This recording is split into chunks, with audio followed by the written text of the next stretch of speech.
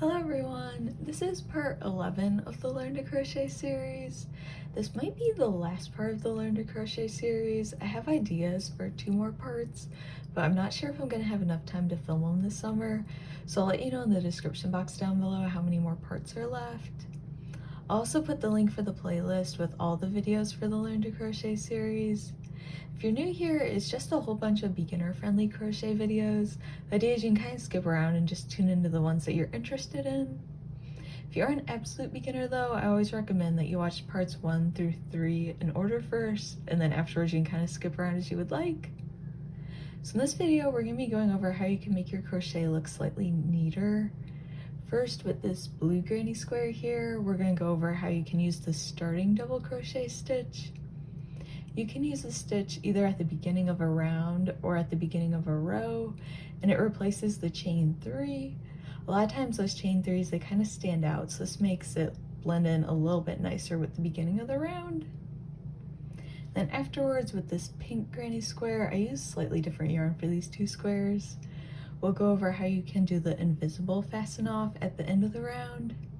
This just makes when you fasten off at the end of the round, it looks a little bit nicer. So let's go ahead and get started. Alright, so we're going to begin with the starting double crochet stitch. This is a stitch you can use at the beginning of the rounds to replace the chain 3s. If you prefer UK terms, you would refer to this as the starting treble stitch.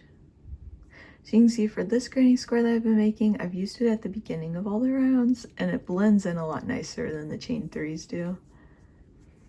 So what you'll do is you'll set your index finger on top of the loop and pull up on the loop so it's about the height of what a double crochet stitch would be. Then you're going to twist the loop. Let me show you that from a different angle. So you're going to twist the loop, yarn over, pull through, yarn over. You'll have 2 loops on your hook, so you're going to pull through the 2 loops. This stitch, it looks a little bit funny, but it should, when you continue working the rest of the round, blend in with the double crochet stitches. I'm going to do that again and do it from a different angle. So you pull up on the loop, and then you twist the loop.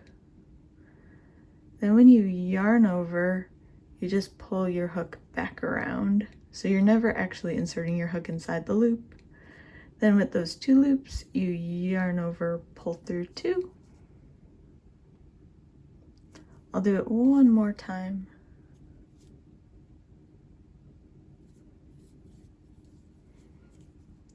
So you set your index finger on top of the loop and you pull up. Then you twist the loop, pull your hook back around, and then you yarn over, pull through 2. And then if you look at the top of this stitch, it does have both a front and a back loop. So this is a nice thing if you're working front loop only or back loop only. During the next round, the starting double crochet allows you to work those front loop only and back loop only stitches. So I'm going to continue working the rest of this round, and then I'm going to show how this would be different if instead you wanted to work the next round in a different color. Then I'm going to use light pink for the next round, and you can insert your hook into any stitch that you would like. For granny squares, I like to join it into the chain 2 space, which is the corner of the square. But depending on what project you're making, you can join it into any stitch. If you're crocheting in rows, you'll just insert your hook into the first stitch of the row. But first, you're going to grab the new color and just hold it between your 3rd and 4th finger. And the entire time, like we're completing this process, you're going to want to hold it between those 2 fingers.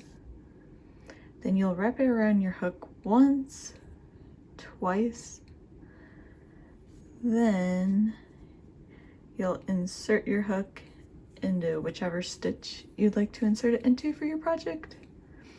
Then you're going to yarn over, pull through. You'll have 3 loops just like for a double crochet. So you're going to yarn over, pull through 2. then yarn over, pull through 2. Now I'm still holding on to that tail. It's going to be at the top of the stitch, and you're going to want to hold on to it while working probably about the next 2 stitches.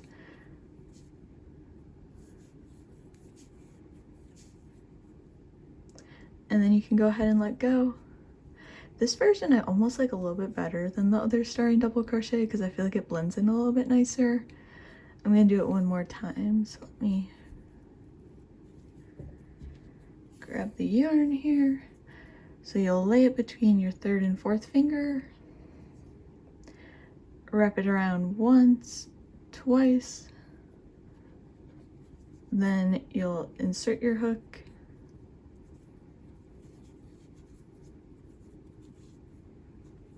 yarn over, pull through. You'll have 3 loops, so yarn over, pull through 2, yarn over, pull through 2. Then don't forget to hold on to that tail while working the next 2 stitches.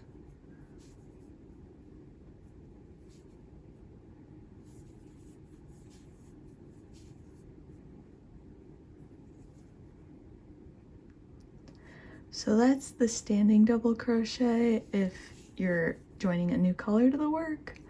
Also, they have these stitches, sometimes they're called starting stitches, sometimes they're called standing stitches. They have like different versions of these to replace all of the different crochet stitches. So if you're chaining 2 at the beginning of the round, if you're working like half double crochet stitches, there's one to replace the chain 2. Same thing for if you're working treble stitches, there's one that replaces the chain 4. I don't use those very often, but if you look on YouTube, there's probably some tutorials for them. So that's the standing double crochet stitch. Now we're going to go over how to fasten off invisibly at the ends of the rounds. It's always a little bit difficult to say. Anyway, this is the solid granny square I made during the granny square video, so I used chain 3s at the beginning of the round.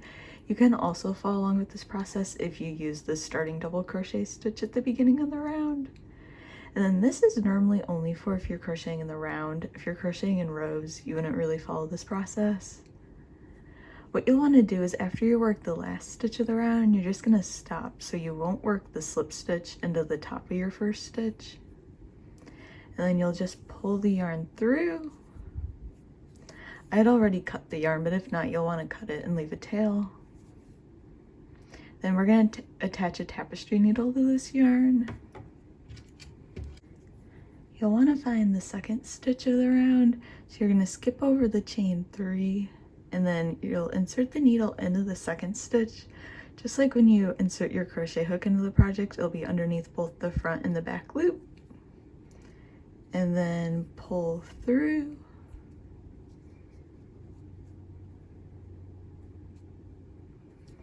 Then end of the last stitch of the round, so that's the stitch right before the chain 3.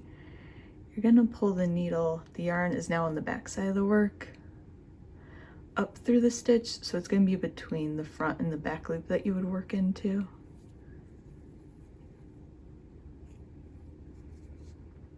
That replaces the slip stitch at the end of the round, and then since you want to weave in this tail on the back side of the work, normally what I do is just if you find the chain 3 on like the back side of it, I just pull it through the top of the chain 3. Just to get the yarn on the back side. And you can see that looks a lot neater.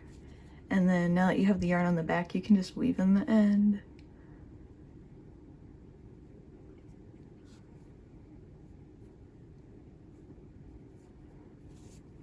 There's a video early on in the Learn to Crochet series that goes over how to weave in the ends, but you just want to make sure after you pull it through in the first direction, you'll pull it through again and you want to poke it through the stitches halfway.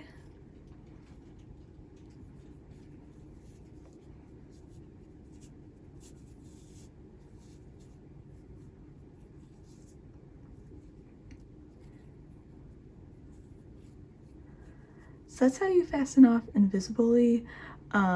I normally only do it at the very last round of the project. You can, if you're working a granny square that has like different colored rounds, you could do it during every time that you fasten off, but I normally only find it necessary during the very last round. Alright, so that's the full video for this part of Learn to Crochet. Like I said, I'll let you know in the description box down below if this is the last part of the series. If it is, I have a lot of other videos on my YouTube channel for some crochet patterns. They all either have the pattern written out on my blog or it would be available on Ravelry. So thanks for watching this video. Depending on whichever project you're working on, I hope you can try out these techniques and see if it makes the crochet look a little bit nicer. So thanks for watching. I hope this video was helpful.